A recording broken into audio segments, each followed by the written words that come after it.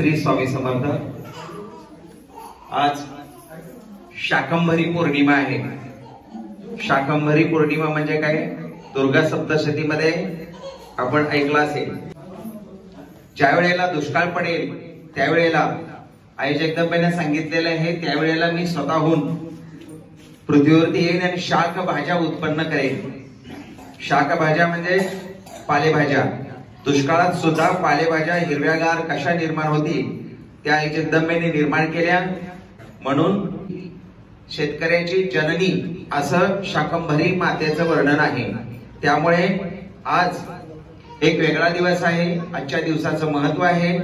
जर सुवासिनींना दुर्गा सप्तशतीचा पाठ आज करायला मिळाला तर त्यांनी अवश्य करावा, किंवा कुलदेवी कवच तरी वाचावं, किंवा ओम ऐं ह्रीं क्लीं चामुंडाईचे हा एक माळ मंत्र तरी करावा।